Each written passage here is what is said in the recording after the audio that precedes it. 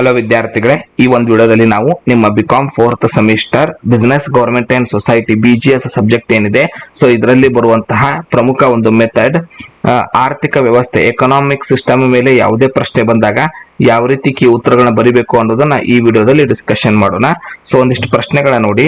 ವಿವಿಧ ರೀತಿಯ ಆರ್ಥಿಕ ವ್ಯವಸ್ಥೆಗಳನ್ನ ವಿವರಿಸಿರಿ, ಮೂಲ ಆರ್ಥಿಕ ವ್ಯವಸ್ಥೆಯನ್ನ ವಿವರಿಸಿರಿ, ಬಂಡವಾಳಶಾಹಿ ಆರ್ಥಿಕತೆ ಎಂದರೇನು ಅದರ ಲಕ್ಷಣ ವಿವರಿಸಿರಿ, ಸಮಾಜವಾದಿ ಆರ್ಥಿಕ ವ್ಯವಸ್ಥೆ ಎಂದರೇನು ಅದರ ಲಕ್ಷಣ ವಿವರಿಸಿರಿ, ಮಿಶ್ರ ಆರ್ಥಿಕ ವ್ಯವಸ್ಥೆ ಎಂದರೇನು ಅದರ ಲಕ್ಷಣಗಳನ್ನ ವಿವರಿಸಿರಿ.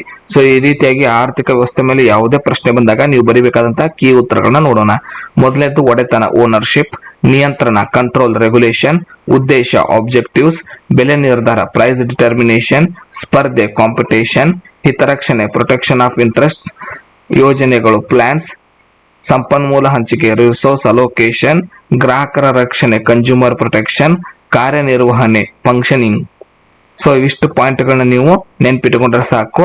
ಆರ್ಥಿಕ ವ್ಯವಸ್ಥೆ ಅನ್ನೋ ಶಬ್ದದ ಮೇಲೆ ಯಾವುದೇ ಪ್ರಶ್ನೆ ಬಂದಾಗ ನೀವು ಈ ಕೀ ಉತ್ತರಗಳನ್ನ ಬರೀಬಹುದು. ಇದಕ್ಕೆ ನೀವು ಪೂರ್ತಿ ಅಂಕಗಳನ್ನ ಪಡ್ಕೋಬಹುದು.